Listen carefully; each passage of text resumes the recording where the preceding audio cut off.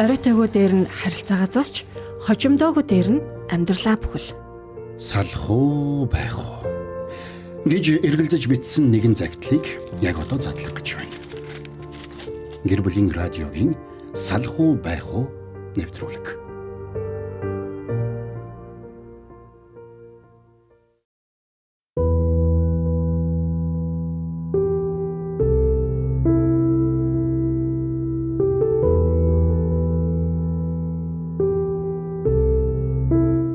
Гэр бүлийн радио 104.5 84.5 долгион дээр сувгаад харуулсан сонсож байгаа эрхэм сонсогч танд энэ өдрийн мэндийг хүргье. За гэр бүлийн радио 104.5-аас Батбэх гэр бүлийг бий болгох зорилготой салалтын ирмэг дээр ирсэн байгаа гэр бүлүүдэд зориулсан салах уу байх уу нэвтрүүлгийг бэлтгэн хүргэдэг. Салах уу байх уу нэвтрүүлгийг дугтуутай сэтгэл @gmail.com хаягт тулгуурлан энэ хаяг дээр ирсэн загтлыг ээлж дараагаар нь хүргэж нэвтрүүлгээ бэлтгэдэг. За салах уу байх уу нэвтрүүлгийн өнөөдрийн дугаарт нэрээ нууцлан бичсэн нэгэн бүсгийн загтлыг задлан ярилцсан. Тэгээ салах уу байх уу нэвтрүүлгийн өнөөдрийн дугаарын загтлыг магадгүй та хаанаас олж уншиж болох вэ гэдгээр салах уу байх уу гэсэн Facebook групп дээр өнөөдрийн загтлыг бол постлсон байгаа. Тэгэхээр өнөөдрийн загтлыг Facebook группээс бас олж үзэх, унших боломжтой гэдгийг хэлье. За би одоо нэвтрүүлгээрээ бас загтлыг уншиж өгөөд өнөөдрийн дугаарыг бол эхлэх болно. За альва юм баримттай байхдаа өөрөө зүгээр. Тэгээд энэ загтал яг хэзээ ирсэн загтал вэ гэдгийг яг одоо би танд зургийн хэлбэрээр харуулъя. За салах уу байх уу нэвтрүүлгийн өнөөдрийн дугаарт ирсэн загтал бол 2026 оны 6 дугаар сарын 2-ны өдрийн өдрийн 17 цаг 21 минутанд дугтуутай сэтгэл @gmail.com хаягт ирсэн загтлын хариу зөвлөгөө хүргэх гэж байна. За би загтлын эзэн рүү хариу мэйл бичсэн. Юу гэж утсан бэ гэхээр 8 сарын 6-ны 15 цаг 3 минутанд сайн байна уу таны загтлын хариу зөвлөгөөг 8 сарын 12-нд 15 цаг 5 минутаас салах уу байх уу нэвтрүүлгээр хүргэнэ. Та хариултаа салах уу байх уу нэвтрүүлгээр хүлээн авч сонсоорой гэж бичсэн мэйл илгээсэн. Тэгэхээр загтлын эзэн маань өнөөдрийн дугаарыг бас сонсож байгаа, үзэж байгаа учраас үзэгч та, сонсогч та өнөөдрийн энэ бүсгүйг загтал дээрээ тулгуурлаад дэм болох, амьдралаа арай илүү өөдрөгөр харах, гэгээлгээр харах энэ нөхцөл байдлуудыг бас өнөөдөр та салах уу байх уу нэвтрүүлгээр надтай хамт энэ бүсгийн загталд бас хариултыг өгөөсэй гэж хүсэж байна. Тэгээд салах уу байх уу нэвтрүүлгийн өнөөдрийн дугаарт ирсэн энэ загтлыг унших явцад маш сайн тунгаан бодож байгаад загтлын эзэнд надтай хамт та бас зөвлөгөө өгөөсэй гэж хүсэж байна. Тэгээд загтлын эзэн маань яг одоо завгүй байжгаад уншихгүй байж болно, сонсохгүй байж болно. Гэхдээ нөгөө нэг линкийн мэйлээр ахад явуулах учраас энэ бүсгүйд бас нэг урам зориг өгсөн, энэ асуудлаа даван туулах ухааныг надтай хамт та бас өгөөрэй, хүргээрэй гэж уриалж байна. За тэгээд яг ижил төстэй магадгүй яг энэ бүсгүйтэй адилхан ижил төстэй асуудалтай маш олон хүмүүс энэ амьдралд байгаа. Тэгэхээр энэ хүмүүст ч гэсэн давхар яг ийм асуудал тулгуурлал би яаж шийдэх вэ гэдэг үүднээс бас ширлээд үзээсэй гэж хүсэж байна. За тэгээд олон имэрлгүүгээр би загтлыг танд дуудаж өгье. Тэгээд загтлыг ямар загтал байгааг хэдүүлээ хамтдаа сонсчоод тэгээд ярилцъя да. За. Сайн байна уу? Би нөхөртөөгөө амьдраад 19 жил болж байна. Нөхөр маань надаас 8 ах хүн. Би нөхөртөөгөө 14 настай байхдаа танилцж байсан юм а. Түүнийг надаас 8 ах гэдгийг 2012 онд хурмаа хийхдээ тэгэхэд л мэдсэн. Тэр үед мэдлээгээд яхав дээ. Ухаангүй хайртай байсан юм. Бид хоёр одоо 3 хүүхдийн ээж аав. Том охин 12 оных, дунд хүү маань 2015 оных, баг хүү маань 2022 онд төрсөн. Манай гэрийнхэн миний амьдралд хизээч орж байгаагүй. Харин хадам ээжтэй хамт амьдардаг байсан болоод ч тэрөө хэрүүлтэй байдаг байлаа. Намайг анх төрөөд гэртээ харахад юун сүртэй юм, анх удаа хүүхэд гаргаж байгаа юм шиг гэдэг байсан. 2010 онд анхны хүүхдээ авахулж байсан юм л да. Хадам ээж уурлаад хөөгөөд гаргаж байсан. Тийм болохоор л анх удаа төрсөн юм шиг гэж тухайн үед хэлсэн баг. Тэгээд л ер нь хадам ээжээс болж бид хоёр нэлээд ам зөрөлддөг байсан. 20 болоход 2-3 хоног дутуу байхад манай талд нэг ч урлаг очоогүй юм. Тэгээд нөхөртөө хэлэхэд манайханд хүрэхгүй байна л гэсэн. Тэгэхээр нь ядаж настай үүд минь өгөөрөөдөө гэж хэлсэн. Ээж нь намайг загнаад үстэд доош дарсан. Би настай үнийг яаж чадах вэ? Нөхөр минь салгаад намайг дээшээ өрөөндөө ор гэж загнасан. 20 болж байхад баяр хөөр гэсэн зүйлгүй л байлаа. Одоо бодоход сайхан хурим хийсэн гэд эргээд харах дурсамж байдаггүй. Охин минь 8 сартай аав ээжээгээд ойлгохгүй мундаг байсан таа л гэж боддог. Манай нөхөр тэгээд арх ухаараа манай гэрт ирж агсан тавьдаг байсан. Яагаад тэгдгийг нь одоо хүртэл мэдэхгүй юм да. За тэгээд хүү маань 2015 онд төрсөн. Би гэдэг хүн охиноо цэцэрлэгт өгөөд хүүгээ хараад суудаг байлаа. Нөхөр ажиллаа хийгээд л би хүний нөөцийн сургалтанд сууж ажиллаж зуучлагдсан юм. Ажиллаа хийгээд байхад нэг өдөр нөхөр ажил дээр хүүг нуруун дээрээ өөрсөн согтуу ирэв.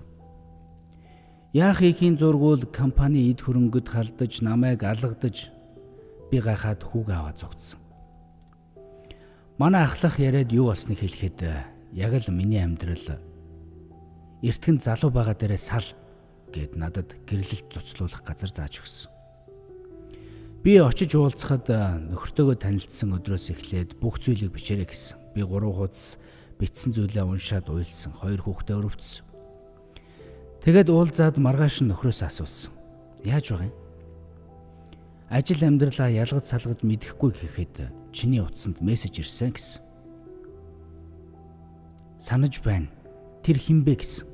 Би дугаарыг хэлчих харъя гэж хэлсэн ч ямар ч юм байгаагүй. Тэгээд л нөхрөө уучлаад цааш амьдэрсэн. Одоо бодохоор ажил хийлэхгүй гэж үздэг байсан юм шиг байна. Нөхрийн уух нь болсонгүй. Би ямар архич нөө жилд ганц 2 удаа л ууж байгаа үсттэй гэдэг. Тэгээд 2019 онд ажилд орсон. Мөн л 2 жилийн дараа харталт нь эхэлсэн. Тэгээд 2022 онд жирэмсэн болоод би декрет аваад ажилласаа гарсан. Уухан сард 2-3 болж худлаа ярьсаар л бүр ажиллаар яваад 2 хоног болсон. Тэгээд над руу яриад би буудал цогтуу байна, архиа гарахаар харна гэж хэлсэн. Би уусны маргааш нь энэ олон жилийн хугацаанд ухаарах биз гэж бодож аргадаж үзсэн. Уйлаад загнаж үзсэн, уурлаж үзсэн. Би нөхрөө нэг ч харааж үзээгүй. Одоо бодохно үнэхээр их хайртай байж тээ. Эхлээд эрхэлж тунаж аргадаж хэлнэ. Дараа нь уцаарлаж эхэлнэ. Тэгээд л ахиж үг хэлхээ болсон доо. Зөндөө цагдаа дуудагдж хүн болгонд салаач гэж хэлүүлж байсан. Зарим цагдаа нь инээгээд арчаагүй залуу ийм сайхан ихнэрээ ингэж явуулж байдаг гэдэг байсан. 2023 онд би ахад ажилд орсон. Намайг ажлын ямар нэгэн үйл ажиллагаанд оруулдаггүй байлаа. Орхоор л бөөн хэрүүл болдог. 2024 оны 6 сард дүүгийнх нь хоримд явлаа. Тэр өдрийг хар бараан аимшигтай өдөр болно гэж төсөөлөөгүй. Хүүхдүүд маань мэдсэн юм шиг гуруулаа яваагүй.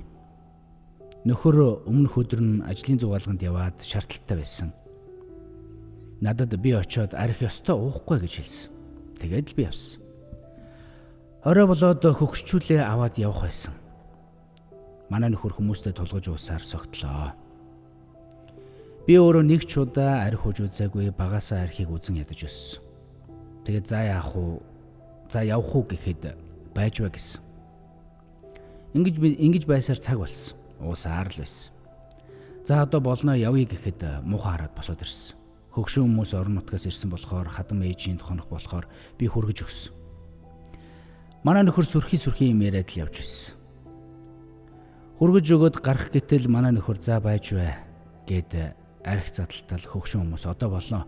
Бид нар унтлаа тасарлаа шүү дээ гэхэд За би өөрөө ууя гэд хамаг архиа хамаж яваад явсан. Би машина бариад явж байтал архиа шилээр нь шууд уусан. Би үүнийг нь хараад уурлаад чи ямар арчаагүй юм бэ? Уухгүй гэж хэлчихэд уусан. Одоо бүр ингэж уух юм уу гэдэл хэлэхэд шууд л гар руу зогссон. Би машин барьж байна гэхэд үгийн зүрийг намайг зодсон. Би машин барьж байсан болохоор би хамгаалж чадаагүй. Зүүн гар хөх няц болж нэл хөндөр болсон. Зогсоолд машина тавихад үргэлжлүүлэн зодсон. Намайг арчаагүй гэж хэлдэг чи хинбэ гэдэл. Тэгэд машинаасаа буугаад миний талаар ирээд намайг алаад хаяна гэхэд би өсгөдөө гутлаа тайлж өшөглөөд гэрлүүгээ гүйсэн. Гэртээ ороод дүүгийн дуудаад байж байхад орж ирээд намайг чирээд гэрээс гаргасан. Маргааш нь салах өргөдлөө өгөх гээд явж байхад дүүн тогоон дотроо шидээг байж төр байж бай. Ахтай уулзаад ярилцсан гэсэн. Эндээс хойш 3 удаа хөнгөн хэлбэрээр гар хүрсэн. Одоо ч надад зураг нь байдаг. Нотлох баримт аваад шүүхт салах өргөдлөө өгсөн ч гуйсаар байгаад өргөдөл буцаалгасан. Би хүлээсэн. Хинч надтай ярилцаагүй. Манай гэрийнхэн мэдсэн ч хинч намайг гээгүй. Би имлэгт үзүүлэхэд булчин нь няцарсан гэсэн. Хэд хоног гараа өргөж чадахгүй ажиллаа хийсээр л байсан. Тэгэд 9 сард тэр хүн өвчин авснаа над руу жихэж уралсан. Бас уучлал гуйсан. Магадгүй би өвчөө өгсөн бол энэ хүн надаас уучлал гуйна гэж юу? Тарай хэлгээд их өвдсөн. Тэр үедээ би нэг зүйлийг бодсон. Яг 10 жилийн өмнө ийм өвдөлттэй тарай хийлгэж байснаа сонссон. Тухайн үед намайг эмнэлэг дагуулж ороод тарай хийлгээд өрөвсөл дарагдана гэж хэлж байсан. Жаахан байсан болохоор аан заа гэд юу ч бодоогүй л дээ. Би гар хүрсэн өдрөөс хойш эр хүн гэж харахаа болсон. Энэ цаг мөчөөс эхлээд хайрлахаа болсон. Энэ хугацаанд үнэхээр амиа хорломоор санагддаг байсан. 3 хүүхэд нүдэнд харагдаад чадаагүй. Ажлаа хийж улам завгүй болсон. Өөртөө нэг ч зав өгөөгүй. Дандаа намайг худлаа хардаж сэрдэг байсан болохоор үнэхээр хэлэгч үг байхгүй болдог юм байна лээ. Ийм байдалтай амьдарсаар 2025 оны хавар 3 сард бас л хэрүүл хийсэн. Яг тэгэхээр тэр миний нэр дээр байсан машиныг худлаа хэлүүлж дөрөвгөө шилжүүлсэн. Надад илэхдээ машинаа томруулъя, машина урчлаганд нөгөөд зөрүү өгөөд шинэ машин авъя гэсэн. Би шилжүүлж өгсөн. Шилжүүлж өгсөний дараа намайг гуйлгчин гэж дуудаж инээсэн. Би ажил дээрээ хальт уулзсан болохоор орой очиод асуухад чиний юм гэж юу байгаа юм? Энэ байр машин би өөрийнхөө мөнгөөр авсан. Би өдөр шөнөгүй нойр холгүй явж авсан. Чи болон танайхан гуйлгчин гэж хэлээд инээгээд юу ч болоогүй юм шиг хэвдэж байсан. Тэр үед би үнэхээр тесэрсэн. Хэлж чадаагүй залгиж байсан. Бүх үгэн хэлсэн. Тэгэд би хувцс болон бүх зүйлээ аваад ахиж энэ газар ирэх хэрэггүй гэдгээ зүгээр л урсаж байгаа нулимсаараа мэдэрсэн. Тэр үед би үнэхээр их харамссан. Өдий олон жил гэртээ хүүхдээ хараад суухдаа энэ үгийг л энэ мэдрэмжийг л мэдрэх гэж л 3 хүүхэд гаргасан байх таа гэж гомдож байсан. Тэгэд гэртээ хараад 7 онсоо. Шийдээд дүүтэйгээ хамт байр түрээсэлж амьдарсан. Би ажилдаа болохоор 3 хүүхэд маань хагас бүтэнд ярьж хондог байсан. Тэр 4 сарын хугацаанд үнэхээр л амар амгаланг мэдэрсэнтэй. 7 сард би аялын компаниар зуучлуулж хөдөө гарсан.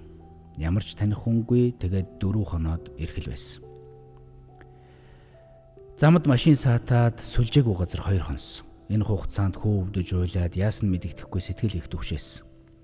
Шүлзээтэй газар ирэхэд нөхөр залгаж ууралсан. Би ч яран гэртээ харьлаа. Хүүгээ асраад гайгүй болголоо. Гэтэл нөхөр одоо гэртээ ирээ. Хүүхдүүд чинь санаад хэцүү байна гэд. Тэгэд би гэртээ ирсэн. Гэхдээ тэр хүнийг бодож ирээгүй. Хүүхдүүдээ бодоод 3 жилийн хугацаанд амьдэрсэн шүү дээ. Тийм болохоор ахаад энэ хүнтэй зууралдах болсон. Энэ хугацаанд хайр халамж байгаагүй. Би хайраа гэж хэлхийг хүсэж, халамж хайраар дутаж, хүүхдүүдтэйгээ нөхөртөө эрхэлж байгаа эмэгтэйд нууцхан атаархна. Тэгээд ажлын залуу хаяа юм бичиж санаа тавих нь л дайжгүй санагддаг байсан. Гэтэл удахгүй нөхөр түүнийг мэдээд бөө юм боллоо. Тэгээд би удалгүй ажилласаа гарсан. Яагаад гэхээр над руу бичсэн тэр ганц бие залуугийн амьдралыг надаас болж суурьсэ гэж би хүсээгүй юм. Тэгээд л би өөрөө байхгүй болчихвол ажилласаа гарчихвал болно гэж бодсон. Тэр өдрөөс хойш үүнийг байнга л яриаст. Дандаа л сөхөж ирнэ. Би сүүлдээ залхаж яг яах гээд байгаа юм. Салаад өгөөч гэхэд өгсөнд салахгүй гэдэл зурааст. Би үүнийг нөхрөө гэж үзэхэ болсон. Би түүнийг нөхрөө гэж үзэхэ болсон. Аль хэдийн миний сэтгэл хөрсөн байхад тэр хүн эсэргээрээ сайн хүний дүр тоглож хайртай шүү гэж өмнөр хойгоргүй. Би ч дургу хүрсэн хэвээрэл байна. Одоо амьдралаа бодъё гэд огт уугаагүй, уухгүй гэсэн. Гэтэл эсэргээрээ би энэ хүнд хайргүй болсон. Би одоо ахаад л хүүхдүүдээ бодоод амьдарч байна. Гэхдээ одоо хүүхдүүд минь том болсон ч эсэргээрээ би муу хүн болж хувирсан. Энэ бүх зүйлийг нөхөр хийсэн. Би одоо нөхрөө араар нь тавьсан арчаагүй эмэгтэй. Нөхөр хүүхдүүддээ сайн мундаг аавын дүр тоглодог. Одоо хэдий арх уухгүй байгаа ч миний сэтгэл зүрх аль хэдийн түүний дэрэгдээс явсан байна. Одоо хэнийг ч хайрлаж чадахгүй тийм л хатуу эмэгтэй болсон. Сүүлд би эсэргээрээ муу хүн болж үлдлээ. Амхантаа л довчхон бичих гэж их хичээлээ. Бүр дэлгэрэнгүй бичвэл уншихад төвөгтэй байна бах. Та надад туслаач. Би одоо яаж амьдрах вэ? Нөхрийн дарамтанд байгаа юм шиг л санагддаг. Одоо зүгээр л салах бодолд хамгаалж байна. Надад чин сэтгэлээсээ зөвлөгөө харамгүй өгөөрэй. Хамаагүй загнаад хараагаад уурлаа зүгсэн ч болно. Би хүлээн авна. Бүх зүйл миний л буруу болоод байх шиг байна. Баярлалаа. За, ийм нэг хүндхэн загтлыг 6 сарын 2-нд бүсгүй маань ирүүлжээ. Загтлын хариу зөвлөгөөг бичсэн. Тэгээд сонсогчдаа, үзэгчдээ бас яг одоо надтай нэгдээд энэ бүсгүйд зөвлөгөө өгөөрэй. Нөхцөл байдал магадгүй одоо ямар байгааг 6 сарын 2-наас бол нэлээдгүй цаг хугацаа өнгөрчлөө шүү дээ. Тэгээ нөхцөл байдал одоо ямар болсон, ямар байгааг бол таашгүй. Гэхдээ яг энэ загтал, яг энэ хугацаанд болсон зүйлүүд дээр тулгуурлаад зөвлөгөө хүргэнэ. Тэгэхээр үзэгчдээ, сонсогчдаа яг одоо магадгүй энэ бүсгийн загтлыг уншиж байхад, сонсож байхад ямар мэдрэмжийг яав энэ тухайга бас харамгүй сайхан бичээрэй. Сэтгэл хэсэгт нь та комментээр бичээрэй. За нөгөө талдаа 9986 104 5 гэсэн эфирийн шууд утас таны өмнө нээлттэй байгаа шүү. Тэгээ шууд утсан дээр холбогдож орж ирээд магадгүй энэ бүсгүйд урам зориг өгсөн дуудлагыг та хийж болно. Би яриагаа таслаа таны дуудлагыг авахд бэлэн шүү гэдгийг энэ ташрамд илэрхийлье. За, энэ загтлыг уншихад хамгийн түрүүнд хэлэх зүйл бол та муу хүн болсон юм бишээ. Та олон жил үргэлжилсэн дарамт, айдас, хүчирхийлэл, үл хүндэл дунд амьдарч яваад сэтгэлээрээ туйлдсан ийм хүн байна гэдгийг л энэчнээс би харж байна. Энэ загтлыг зөвхөн нөхөртөө хайргүй болсон эмэгтэй асуудал гэж харах нь магадгүй маш долимог асуудал. Энд гэр бүлийн хүчирхийлэл, архины холбоотой, хамааралтай холбоотой зан үйлийн асуудлууд байна. Хяналт, хардад сэрдэх байдал, тусгаарлах байдал, санхүүгийн дарамт, сэтгэл зүйн хүчирхийлэл, бие махбодын хүчирхийлэл, үл хайхрах хүчирхийлэл зэрэг маш олон асуудал таны загтлаас ингээд харах юм бол байна. Нэгдүгээрт танд өгөх зөвлөгөө нь юу ах вэ гэхээр юуны өмнө өөрийгөө буруутгахаа зогсоо, өөрийгөө буруутгахаа боль. Загтлын хамгийн их давтагдж байгаа өгүүлбэр бол бүхэл зүйл миний буруу болоод байх шиг байна гэж бичсэн байсан. Би танд хэлье. Үгүй шүү, энэ таны буруу биш шүү. Нөхөр чинь арх ууж эхэлсэн нь таны буруу биш. Таныг зодсон нь таны буруу биш. Машин барьж байх үе зогсон нь таны буруу биш. Чамайг алаад хаяна гэж сүрдүүлсэн нь таны буруу биш. Таныг ажил хийж байхад нь харддаг байсан нь таны буруу биш. Таны эд хөрөнгийг зөвшөөрөлгүйгээр шилжүүлж дараа нь доромжилсон таны буруу биш. Харин таны ажил дээрх эрэгтэй хүнд одоо тэр нэг залуу танд санаа тавьж хэлдэг байсан тэр мессеж бичсэн түүнтэй харилцсан асуудал энэ бол тусад нь авч үзэх ёстой зүйл. Та хүнд магадгүй хариуцлага хүлээж болно. Гэхдээ энэ үйлдэл нь өмнөх олон жилийн хүчирхийллийг зөвтгөж болохгүй. Энэ хүчирхийллийг дэвчиж амьдрах шалтгаан болохгүй. Өөрөөр хэлэх юм бол таны өмнө одоо нөгөө шатрын нүүдэл واخгүй юу? Таны өмнө ингээд нэг мад тавьдсан. Нэнтэг тавьдсан. Бэрсээ ингээд тавьдсан. Та нэг бодоо тавьдсан. Одоо ингээд нэг нэнтэг тавьдсан. Чи ингээ үздэй гэдэг юмар л ингээд дарамталдаг, сүрдүүлдэг. Ийм нүүдэлт хоёрын харилцаанд яваад байгаа юм. Та тэр залуутай харилцсан байж болно. Гэхдээ нөхрийгөө бодвол та түүнд өвчөө авчирч өгөөгүй шүү дээ. Тэр залуутай яаж харилцсан, ямар мессеж ütсэн, түүнийг нь хэрхэн азуунсан энэ тал дээр бол загтал дээр бага байгаа. Гэхдээ хардах сэжим байгаа. Гэхдээ л энэ нөхцөл байдал бол тэр олон жилийн өмнө хүчирхийлэл аливаа асуудлыг зөвтгөх зүйл биш. Би алдаа гаргасан гэдэг нь би хүчирхийлүүлэх ёстой байсан гэсэн үг биш байхгүй. Тэгэхээр үүнийг л бодох хэрэгтэй. За 9199 таны дуудлагыг авъя. Байна уу? Таныг сонсч байна. Байна уу? Таныг сонсч байна. Та гэр бүлийн радиогийн шууд эфирийн утсанд холбогдсон байна. Байна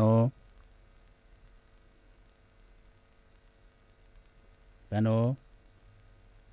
Заавчлаарай таны дуудлага тасархаа сур аргагүй байна. Орж сонсогдохгүй байгаа дах юм. Техникийн асуудал байгаа юм болоо. Уг нь би next замаад үлгсэн пультэн дээрээ. За гэвч дуудлагч нь орж ирсэнгүй. Магадгүй та дуудлагаар орж ирч чадахгүй бол гэр бүлийн радио 104.5-ын пэйж хуудас болон гэр бүл судлаач амарснаа гэсэн пэйж хуудсан дээр явж байгаа лайв стриминд ор коммент хэсэгт нь өөрийнхөө үзэл бодлыг илэрхийлээрэй гэж танаас хэлэх байна. Магадгүй ахаад нэг залгаад үзээрэй. Би ахаад нэг аваад үзье. За тэгэхээр төгсгөлийнхээ өгүүлбэрээс эхлэе. Та алдаа гаргасан гэдгийг би хүчирхийлүүлээ л ингээл яваад байх ёстой гэсэн үг огтхонч биш шүү. Үнийг санах хэрэгтэй. Түүний арх уудаг гэхээс илүүгээр тантай яаж харьцдаг байсан бэ гэдэг энэ бол үнэхээр чухал. Та загтал дээр бичсэн. Одоо арх уухгүй ууха болсон амьдралаа бодъё гэж нөхөрчөө хэлж байгаа. Энэ бүхэн бол магадгүй сайхан сонсогдож байгаа бах. Гэхдээ гэр бүлийн харилцаагаа үргэлжлүүлэх хэсгийг зөвхөн тэр арх ухаа болсон асуудлаас үүдэлтэйгээр цаашаа үргэлжлүүлэх үгүй юу гэдгийг шийдэж болохгүй. Гэр бүлийн харилцаагаа цааш нь үргэлжлүүлэх үү яах вэ гэдгийг дараах зүйлүүдээр шийднэ. Та дараах асуултуудыг өөрөөсөө асуугаад үзээрэй. Бүр цаасан дээр бичиж жагаад лайваад зогсоож жагаад нухацтай сонсож байгаа дахин бичиж байгаад энэ асуултанд бүр чин сэтгэлээсээ хариулаад үзээрэй. За нэг дэх асуулт. Тэр өмнө нь хийсэн хүчирхийллээ бүрэн хүлээн зөвшөөрч байна уу? Эсвэл чи намайг уурлуулсан болохоор гэж бурууга одоо тань руу чигсэн хэвээр байна уу? Энийг бодох хэрэгтэй. Таны ажил найз нөхөд амьдралд оролцож одоо таныг айлгах, хянах, хардах зан үйл нь зогссон уу? Эсвэл таныг чин сэтгэлээсээ хүндэлдэг болсон уу, ойлгодог болсон уу, хардхаа болсон уу? Үүнийг бодох хэрэгтэй. 3 дугаарт санхүүгийн асуудалд ил тод шудраг болсон уу? Мэргэжлийн хүнээс тусламж авахд одоо бэлэн үү? Эдгээр асуултын ихэнхт нь одоо та үгүй гэж хэлж хариулж байвал арх ухаа болсон ч гэсэн энэ асуудлыг бүрэн шийдээгүй байна гэсэн үг. Цаашаа гэр бүлийнхээ харилцааг амьдралаа үргэлжлүүлэхэд хүндрэл байна гэсэн үг. За дараагийн нэг чухал зүйл бол загтал дээр маш их дурддагдсан үг бол хүүхдүүдийнхээ төлөө хамт байх гэдэг ойлголт байсан. Энэ ойлголтыг та дахин бодох хэрэгтэй. Тэр хүүхдүүдтэй сайн аав байж болно. Гэхдээ сайн аав байна гэдэг нь заавал сайн нөхөр болсон гэсэн үг биш. Хүүхдүүдийнхээ хүүхдүүд одоо эцгээ хайрлаж болно, эцэг нь хүүхдүүдээ хайрлаж болно. Гэхдээ хүүхэд ээжигээ айдастай, доромжлолтой, дарамт тунд амьдарч байгааг харж өсөх нь байж болохгүй асуудал. Ийм асуудал одоо ямар ч хосын амьдралд ерөөсөө байж болтоггүй. Хүүхдүүдэд эмэгтэй хүн нөхөртөө хайргүй болсон ч гэсэн өөрсдийг нь бодоод дэсэд байх ёстой гэсэн ийм загварыг харж өснө гэдэг байж болохгүй зүйл. Та нэг үнийг одоо сайтар бодох хэрэгтэй. Хүн өөрийгөө хүндлүүлэх хэрэгтэй. Хайр гэдэг бол айдас биш. Энэ ухагтхууныг л одоо хүүхдүүдтэй харуулах нь чухал юм. Хүүхдүүдийн төлөө амьдралаа шийдэхдээ зөвхөн аавтай нь хамт байх уу гэж биш. Харин хүүхдүүд маань ямар харилцааг эрүүл харилцаа гэж ойлгож өсөх вэ? Үүнийг бодох нь маш их чухал. Таны сэтгэлд яагаад одоо хатуурчихсан юм шиг ийм мэдрэмж төрөөд байна? Та загтал дээр бичсэн байсан. Би одоо ингээд хатуу хүндий хүүтэн хүн болсон. Би хэнийг ч хайрлаж чадхааргүй болсон гэсэн зүйлийг бичсэн байсан. Энэ бол загтлын хамгийн гонигтай хэсгүүдийн нэг. Одоо хэнийг ч хайрлаж чадахгүй тийм л хатуу эмэгтэй болсон гэдэг. Ийм хайрцагт та өөрийгөө битгий хийгээрэй. Магадгүй шүү дээ. Олон жил ийм асуудалтай болсон хүний хувьд ийм сэтгэл зүй, ийм хандлага тогтож болно. Яг ийм асуудалтай хүмүүсийн хувьд одоо хатуу болохоос илүүгээр магадгүй та өөрийгөө хамгаалдаг болсон байх магадлалтай. Та загтал дээр бичсэн байсан шүү дээ. Олон жил хайр хүсэж, аргадаж үтсэн, уйлж үтсэн, уурлаж үтсэн, дуугүй болсон, салж үтсэн, буцаж нийлсэн, дахин найдсан, дахин гомдсон гэл. Ийм үйл явдлын эцэс сэтгэл зүйн хувьд ямар ч хүн өөрийгөө одоо дахиж битгий өвдөөсэй гэж өөрийгөө хамгаалах юм процесс үүсээд тэгээд нөгөө харилцааныхаа алгыг хаачдаг.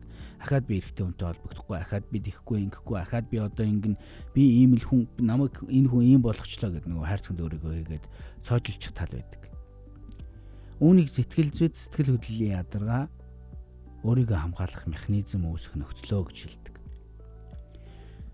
Тиймээс одоо шууд нөгөө нэг өөр хүн хайгаал, энэ хүнээс салаал, өөр хүнээс одоо сайхан харилцаа хүсэл. Ер нь хүмүүсийн хувьд тэгээд идэг л да. Өмнөх харилцааныхаа шархыг эдгээгээгүй байж дараагийн харилцааг шууд эхлүүлчихдэг. Өмнөх өвдөлтөд намдахын тулд дараагийн үнийг ашигладаг гэх ийм юмнуудыг явуулах гэдэг. Тэгэхээр тэгэх шаардлагагүй. Эхлээд өөрийгөө хайрлаж сурах хэрэгтэй. Өөрийгөө олох хэрэгтэй. Магадгүй тэр ажлын залуугаас үүдэлтэйгээр хоёрын харилцаанд нөгөө хардталтын асуудал уламл их нэмэгдэж, дахин сөхөгдөж, ярагдаж, тагвар мэдрэмжүүд үүсч байсан. Тэгээд энэ нөхцөл байдлыг зүгээр бодоод үзэхгүй юу? Нөхөр нь ерөөсө 19 жилийн туршид ямар хайр халамж тавиагүй, үзүүлээгүй. Гэтэл өөр нэгэн хүн чи зүгээр үү гэж асуугаад санаа тавьж байгаа энэ нөхцөл байдал бол ямар ч хүний сэтгэлийг хөдөлгөн шүү дээ. Би нэр яалаа, надад ингэж ханддаг хүн байдгийн байна гэж сэтгэл хөдлөх мэдрэмж бол ямар ч хүнд илэрнэ. Тэр залуу таны амьдралын гол асуудал гэхдээ биш гэдгийг бодох хэрэгтэй. Таны гол асуудал бол түрүү хэлсэнчлэн 19 жилийн хугацаанд хоёрын харилцаанд байсан асуудал. Өөрийн үнцэн, эрх чөлөө, аюулгүй байдал, хайр халамж, хүндлэлийг алдаж ирсэн явдал. Тиймээс одоо гаргах ёстой хамгийн зөв алхам бол шинэ хүн рүү яарах вшээ. Эхлээд ганцаараа өөрийнхөө амьдралыг босгох уу? Эсвэл энэ хүнтэй цаашаа явах уу, яах вэ, ийх үү гэдэг эцсийн шийдвэрээ гаргах. Салах уу байх уу гэдэг шийдвэрийг яаж гаргах вэ? За хоёрын өнгөрсөн удаанд болсон харилцааны асуудал нөхцөл байдлуудаас ингээ харж байхад нэг сал гэж хэлэхээр шууд асуудал шалтгаан байгаа юм. Тэр нь хүчирхийллийн асуудал. Ямар ч гэр бүл судлаач, ямар ч сэтгэл зүйч хоёрхан тохиолдолд шууд сал гэж зөвлөдөг. Тэр нь хүчирхийллийн тохиолдол буюу эрүүл мэндэд наалтай бол амь насанд наалтай бол сал гэж хэлдэг. Өнгөрсөн хугацаанд хүчирхийлэл байсан учраас цаашид хүчирхийлэл үйлдэхгүй гэсэн баталгаа байхгүй бол салах нуудлыг хийж болно. Нөгөө талдаа энэ хүнийг хайрлах таны сэтгэл бүр хөрсөн бөхсөн учраас салах шийдвэр гаргаж болно. Нөгөө талдаа эсрэгээр энэ хүн үнэхээр өөрчлөгдөөд амьдралаа үр хүүхдээ таныг бодож байгаа бол нэг өөр хэрэг. Таны захианд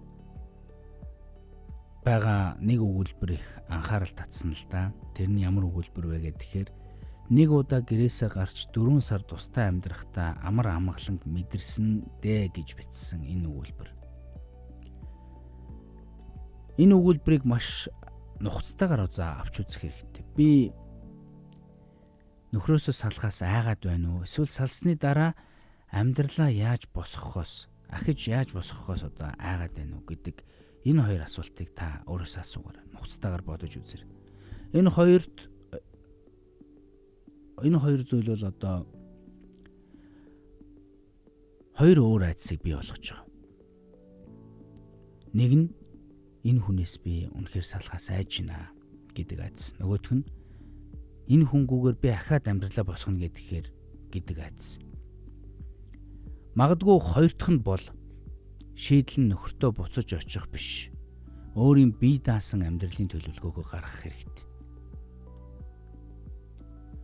Хэрвээ салах шийдвэр гаргавал сэтгэл хөдлөлөөрөө биш, төлөвлөгөөтэй салах нь өөрөө чухал. Саллаа гэхээр зарим хүмүүсийн хувьд бол бүр учир начиргүй бие бинийгээ үзэн ядаал харааж доромжлол ахиж уулзахгүй нүүр үүсгээл ингээл явдаг. Тэгэхээр ийм харилцаа биш. За үнэхээр бит хоёр болгоё гэж үтсэн, бүтээе гэж үтсэн.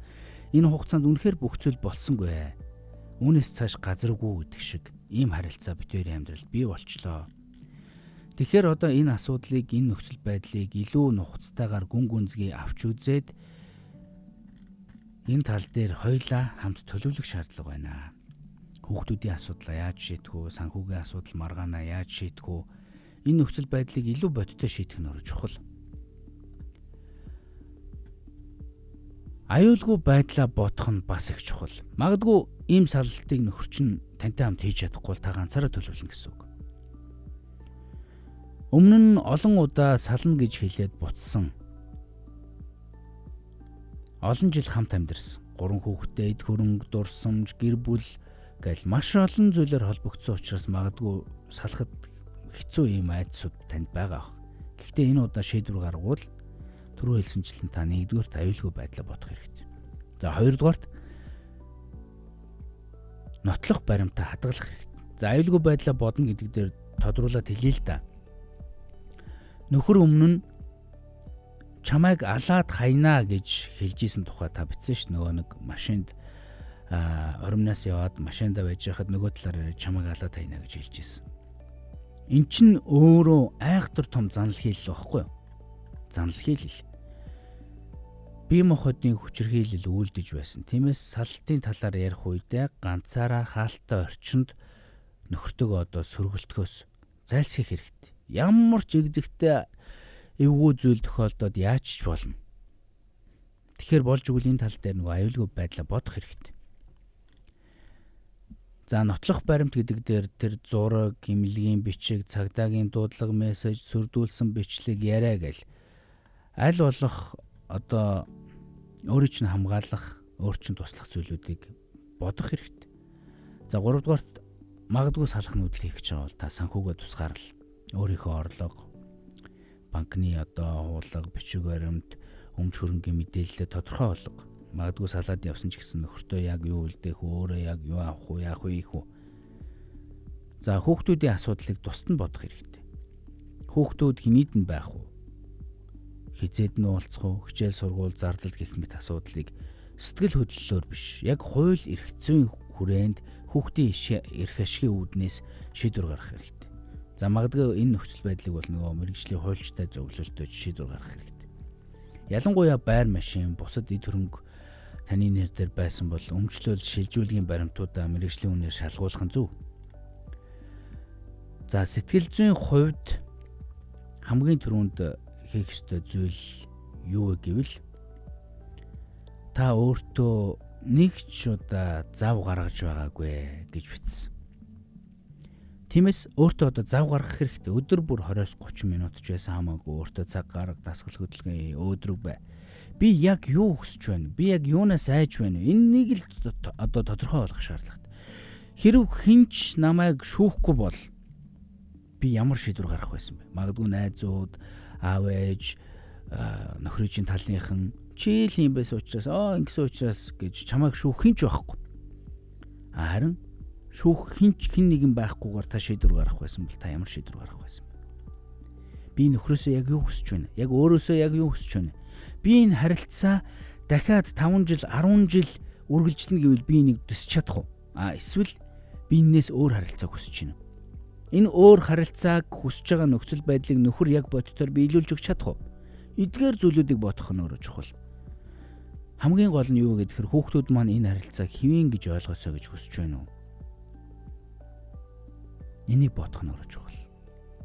Магадгүй түрүү хэлсэнчлэн нөгөө тусдаа амьдрах төлөвлөгөө гаргах шаардлагатай бол би тусдаа амьдрахад яг надад юу хэрэг болох вэ? Эдгээр асуултанд өөрийгөө одоо сонсож хариулах хэрэгтэй, төлөвлөгөө гаргах хэрэгтэй, төлөвлөх хэрэгтэй. За бас нэг чухал зүйл таны загталд байсан нь юу вэ гэхээр өөрөө байхгүй болчихвол болно гэж бодсон гэсэн. Мөн өмнө нь амиа хорлмоор санагддаг байсан гэж та загтал дээр бичсэн байсан. Үүнийг зүгээр өнгөрөж болохгүй. Хэрв одоо ч өөрийгөө гэмтэх амиа орлох бодол төрж байгаа бол эсвэл нөхөртэй холбоотойгоор өөртөө ямар нэгэн зүйл хийхээс айж байгаа бол ганцаараа битгий үлдээрээ. Итгэдэг хүнтэйгээ шууд хамт байж аюултай зүйлсээс өөрийгөө холдуулж яралтай одоо мэрэгжлийн үнээс тусламж аваад яг энэ нөхцөл байдлыг боддоор эргээр даван тулах гарц гаргалгыг хаагаарай. Сэтгэл зүйн хувьд архаг депресд ороод 3 сарын хугацаанд явхад хүн амиа орлох шатан дээр очдог. Энэ хорвоо дээр би хинт ч хэрэггүй байна. Өнгөрсөн амьдралаасаа бүх зүйлийг харанхуй бүрхэг зүйлийн түүж аваад тэр нь бүр ургаж томорж явсаар байгаад за би хүүхдүүддээ ч хэрэггүй байна, нөхөрт ч хэрэггүй байна. Манайхан ч намайг тоохгүй байна, хинч тоохгүй байна. Загтал дээр бичсэн байсан шүү дээ. Намайг хинч тоогоогүй тухай бичсэн байсан. Тэгэхээр энэ нөхцөл байдлууд ингээд цухалзаад байгаа учраас аль болох одоо өөрийгөө гэмтэх, амиа орлох бодол янз бүрийн зүйлээс та хамгаалаад хүнтэй хамт байгаарай. Арх хэрэгэлдэггүй гэдэг бол маш сайн давуу тал л да. Тэгээ энэ үед яг ийм нөхцөл байдал донд нөгөө архины хэрэглээ оруулж ирэх юм бол хөрсөн үедээ, мансуурсан үедээ, согтсон үедээ ямар ч тийм эрсдэлтэй зүйлийг хүн хийх боломжтой байдаг. Тэгэхээр архины хэрэглийг ерөөсөө огт хийж болохгүй шүү. Энэ бол чухал зүйл. Та хит удаан хугацаанд хит их ачаа үүрсэн гэсэн үг. Эцэст нь яаж вэ гэхээр ийм утралд орж байгаа. Та нөхрөө хайрлахаа болсон учраас муу эмэгтэй болоогүй гэдгийг та маш сайн ойлгох хэрэгтэй. Би өөрөө хүнийг одоо анхааралд өртөөд тэр хүний хэлсэн үг надад миний сэтгэлийг хөдлөсөн учраас энэ асуудал нь өөрөө нөхрийг хардах сэжин болоод би одоо үүний тулд одоо нөхөртөө одоо уучлахгүйгээд цаашаа амьдрах ёстой гэсэн ийм хүчирхийлэл үүрх ачааг битээ өөртөө бий болгоорой. Магадгүй салмаар байгаа учраас хүүхдүүдэд хайж байгаа хүн биш. Энийг бол бодох хэрэгтэй. Би салмаар байгаа учраас л хүүхдүүдэд хайх гээд байна гэдэг утгаар биш. Нэг зүйлийг ялгаж бодох хэрэгтэй. Та нөхрөөсөө салмаар байна уу гэдгээс илүүтэйгээр би өөрийгөө дахин алдахгүй амьдралаар амьдрахыг хүсэж гинүү гэдэг энэ нөхцөл байдлыг л ялгаж салгаж ойлгох хэрэгтэй. Хэрвээ хариулт нь тийм бол таны дараагийн алхам юу байх вэ гэхээр нөхрөө ялах биш. Нөхрөө өөрчлөх биш. Энэ асуудалд өөрийгөө болон бусдыг буруутгах биш. Харин өөрийнхөө амьдралыг аюулгүйгээр буцааж авахд байгаа юм. 19 жил гэдэг бол хангалттай удаан хугацаа байхгүй юу? Хангалттай удаан хугацаа. Монгол хүн одоо нэг 60-70 насалдаг гэхэд хүний амьдралын баг 3-1 нэг байхгүй. Тэгэхээр үлдсэн амьдралаа би яах ёстой вэ гэж биш. Би ямар амьдралаар цаашид амьдрахыг хүсэж байна вэ? Энэ амьдралыг биелүүлэхэд нөхөр яг миний хүсснээр байж чадах нь намайг үгүйсгэх нь.